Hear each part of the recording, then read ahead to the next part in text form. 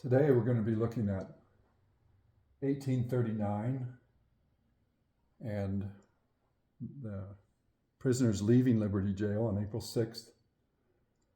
Of course, during their time in Liberty Jail, D&C section 121 to 123 were given. But we're going to look at the timeline and what happened between April 6th and the 22nd when they got to Quincy. So they left Liberty on April 6th, which is a significant day for us when God delivered them, and then arrive in Quincy. But what happened in between that time? And this is just a look inside the jail as they walk out on April 6th and make their journey. They're going to cover about 280 miles in this time period from Liberty on over to Quincy. And we're going to look at the different locations and the different days. They're basically going to go from county seat to county seat from these 4 different counties. Liberty is the county seat of Clay County, where the jail is. Plattsburgh is the county seat of Clinton County, where they go on the first day. Then the far west has been basically abandoned, but it's the county seat of Caldwell County, and then they're going to end up in Gallatin for the court hearing in Daviess County. So they'll go about 75 miles, about 25 miles a day to get up to Gallatin, where the charges will be answered. So it was a Saturday when they left Liberty and went over to Plattsburgh. The Clay County Guard, under the direction of the county sheriff, Samuel Hadley, left Liberty with the prophet and his fellow prisoners. Peter Burnett and Amos Reese, 2 attorneys employed by the defendants, went along also. So you've got the 5 prisoners, because Sidney was let out early, the 2 lawyers, and then the guards from the Clay County Guards that will turn them over to other guards as they move along. At the end of that day, they are in Plattsburgh, going from Liberty to Plattsburgh, which is the county seat up north of there. And this painting of their lawyer, Peter Burnett, is one of the lawyers that is going with them for their trial. Clinton County has a sign that explains everything, named after DeWitt Clinton. And it got its boundary status in 1837 with the Platte Purchase. And this county seat was founded in 1833, so it's relatively new, just 6 years old. So it's a nice drive to go up to Plattsburgh and see what happened there. This is a statue for David Rice Atchison, which was a lawyer that the Saints used also. This little monument says he was president of the United States for 1 day, a lawyer, statesman, and so they have a connection there. It is this lawyer that will, in 1845, make sure that Brigham and the Saints get a map that John C. Fremont did, and they're reading his report of his explorations, but this lawyer felt that they needed a map also as they moved to Utah. So in 1846, as they're waiting at winter quarters, that map arrives from this wonderful man that wanted to help them out. So on Sunday, they're going to make the 25-mile ride over to Far West and stay there the night on April 7th and continue making their journey. After traveling all day, they stopped and spent the night at the home of a woman named Taylor, who probably resided near Far West in Caldwell County. Almost all the Saints are gone from Far West at this time. There are a few people that haven't left. Many of them are, some of them are like John Whitmer, who lives in this area, and the Whitmers haven't been involved with the church for a year or 2. On Monday, the 8th of April, they're going to make the 25-mile journey up to Gallatin, the county seat for Daviess County. So after they make that 25 miles, we got They were about a mile from Gallatin. They were met by William Morgan, the Davis County Sheriff, who took custody of the prisoners. They arrived at Gallatin about noon, and Hiram Smith recorded that they were met by a large number of local town folk who wanted to see the prisoners. So this is their journey from Liberty Jail up to Gallatin. After lunch, they were taken a mile south to the home of Elisha Creekmore, the county treasurer. The prophet and his prison companions spent the rest of the day in council with their attorneys, Burnett and Reese. So they're conferring with their attorneys what their plan will be to defend themselves. So that is the setting for the next few days in Gallatin. There is a stake center in Gallatin now. It's called the Far West Stake Center. And there's the center of the Far West Stake is here in Gallatin, or at least the stake center. From the 9th of April through the 11th will be the Gallatin trial, so they aren't going to be going anywhere. But at that time, Joseph wrestled and won a match with John Brassfield. So this man is known in the county as the tough guy, and rumors have been around that Joseph Smith has wrestled before. He didn't really want to do that, but he eventually did win a wrestling match with John when they had a break from the court sessions. So in the Creekmore log cabin in Gallatin, Tuesday, the log cabin was 25 feet square, so it's a good size, and served as the sleeping quarters for the prisoners, their attorneys, Burnett and Reese, and the guards. Their beds were much better than what they'd had experienced while in Liberty Jail, and Hiram Smith noted that this was the first time he had slept in a bed in 5 months. Also on Tuesday, the prisoners did not get much restful sleep. So they have nice beds, but don't get much sleep. One evening, the guards stayed up all night, drinking, playing cards, and cursing. On another night, they hooted and hollered until morning, and no one slept at all. So much for nice beds. They're not getting the sleep that they need. By consent of the prisoners, many of the citizens came into the room and conversed with them hour after hour during most of the night. So people would come by and say, we'd like to talk to these people. And they wanted to talk to Joseph and the prisoners, and they were allowed to do that in the cabin.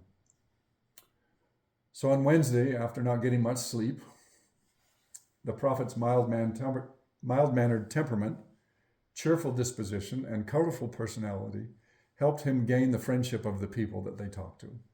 One incident that helped him earn the respect occurred during a court recess.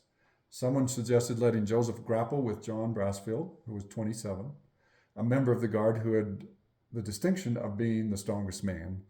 And Joseph is 33 and has been in jail, Richmond jail and Liberty jail for 5 months, but he still won the match. And John Brassfield respected him for that. Again, at the Creekmore cabin on Thursday, Burnett was intrigued that Joseph was able to almost completely disarm his antagonists. He wrote, "He had great influence over others. I saw him out among the crowd, conversing freely with everyone, seeming to be perfectly at ease. In the short space of 4 days, he had managed to mollify his enemies that he could go unprotected among them without the slightest danger." So it's interesting the effect that Joseph had, even as a prisoner, upon the people that he met with. So after the Gallatin trial, they decided to move the prisoners and take them up to Adamon-Diamond, and they've asked for a change of venue, and so this is part of that process. So they're going to make the short 6-mile journey up to Adamon-Diamond from Gallatin, and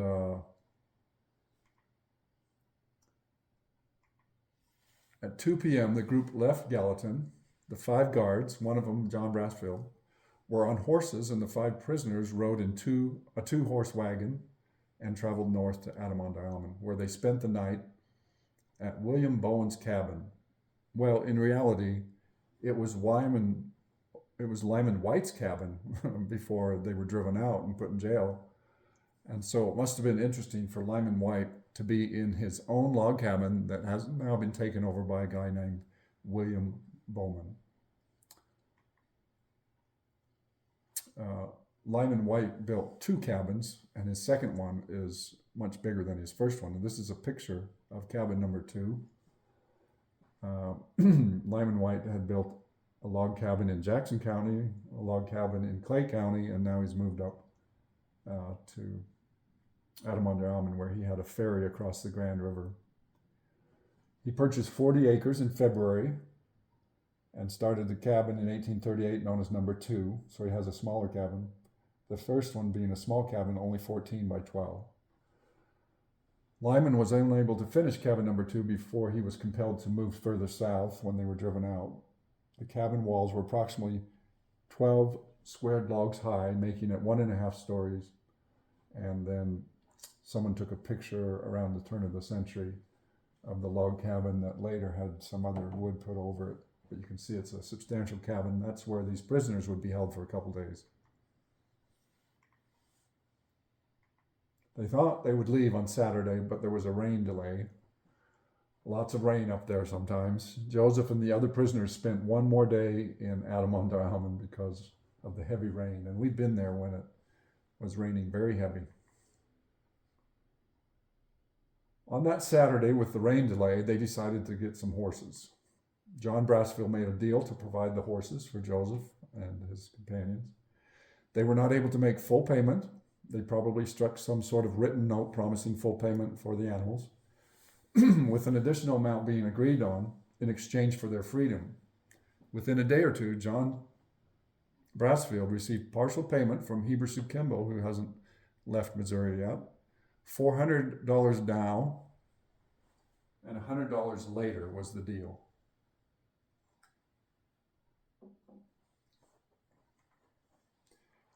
Here's a promissory note dated April 16th that's in the Joseph Smith collection in Salt Lake. He purchased at least one horse and probably a second one, and then on their way they were given near Yellow Creek, Missouri in Livingston County. They were released. Brassfield later came to Nauvoo to receive payment for Joseph Smith for that extra money. And the lower portion of this note containing Joseph Smith's signature, probably others, was removed, which indicates the payment was made. So this corner of the note has been torn off, which means that he came to Nauvoo and collected the money that he was owed. It says $150. Now they're going to be on the trail, supposedly going to Boone County for a change of venue, and they're going to go from Adirondack down to Millport through Chillicothe and to Yellow Creek. There's a ward in Yellow Creek nowadays called the Yellow Creek Ward, and Yellow Creek is nearby Marceline or Moline, Missouri, where Walt Disney lived. So this is their journey on Sunday, April 14th. They get down about 9 miles to Millport, which is 3 miles east of Gallatin. And this is one of the towns that the Saints had raided during the middle of, or the fall of 1838. And some of the charges against the Saints were because the Saints, in defense of their property and families, had come down here to Gallatin and Millport and raided some stores to get food and destroyed some property. They stayed at the home of Josiah Morin, the ex-Davies judge, so he had been a judge in Davies County, who had befriended Joseph Smith. On this date, Hiram Smith noted in his journal that things tend to be favorable to us on our journey. The guard is very lenient and kind. The weather is fair and pleasant. So as they make this journey, it's becoming obvious that they're going to let them go. And that's why they have the horses with them, and they bought these horses, and they're not going to get to Boone County.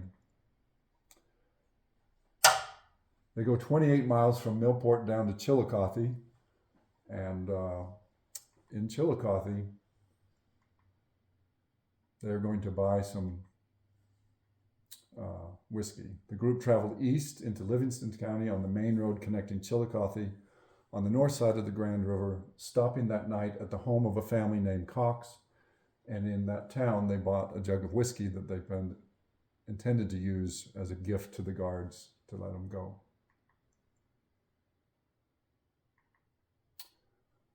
On Monday, the 15th of April, they traveled 28 miles. During their travels, the prisoners were loosely guarded.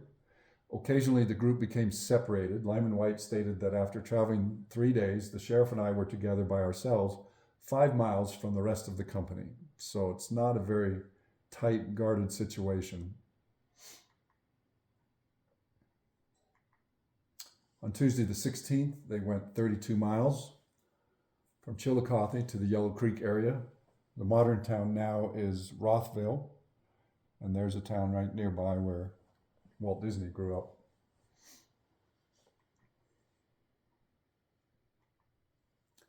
Hiram Smith testified that Morgan told them Judge Birch instructed him never to carry us to Boone County, so the guards were told him to let him go.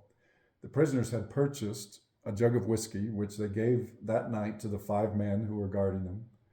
3 of the guard drank pretty freely of the whiskey. So they're getting drunk, much like a Book of Mormon story that we know. And that evening, Sheriff Morgan then told him, "I shall take a good drink and go to bed, and you may do as you have a mind to." He and another guard provided them with 2 horses, what they had purchased from John Brassfield, and then helped them load the animals. Joseph Smith wrote that the guard got intoxicated, and we thought it was a favorable opportunity to make our escape. So on Tuesday, they were allowed to leave and be on their own. So in the evening. So they've gone from Adamond Island to Chillicothe to Yellow Creek, and now that they are free, they're going to avoid the main roads, which are down here and up here, and just kind of make their way over here to Quincy. Originally in the trial, they'd asked for change of venue to Marion County, which is right across the river from Quincy. That was not granted, and they gave a change of venue to Boone County, which is down south, but then they were let go, so they did get to Marion County and into Quincy.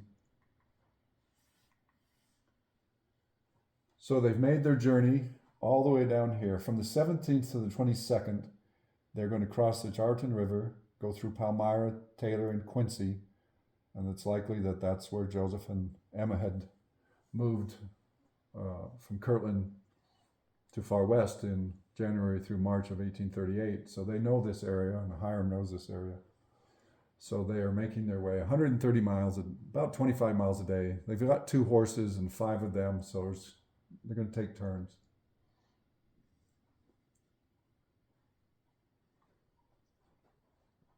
So this is the main road down here, and the one that they had taken earlier to get to Far West when they moved there in 1838. This is another main road up here, so they're going to just kind of make their way through. This is the modern day way, the Palmyra, Missouri, Taylor, Missouri, and they're members of the church in these towns where the missionaries have taught. Just a reminder, as they're making their way out, Brigham Young and members of the 12 are coming across Missouri to get to Far West to be there on April 26th and leave on a mission to England and to fulfill prophecy. And so remember, as they're getting out of Missouri, Brigham and others who had been in Illinois are making a dangerous journey back into Far West to begin their mission. On Wednesday the 17th, they made about 16 miles. We traveled all night, Hiram wrote, watered our horses and continued our journey until noon. With only 2 horses among the 5 of them, they did not travel quickly. Joseph said, "When we escaped, I jumped into the mud and then put on my boots without working them on. And when I got to the water after going over 15 miles of prairie, my boots were full of blood." So it's a difficult journey. They're fugitives. They don't want to be caught or arrested. And it's a difficult journey on foot, even though they have horses sometimes. On Wednesday, they're going to get about 16 miles from Rothville to somewhere over here near this town.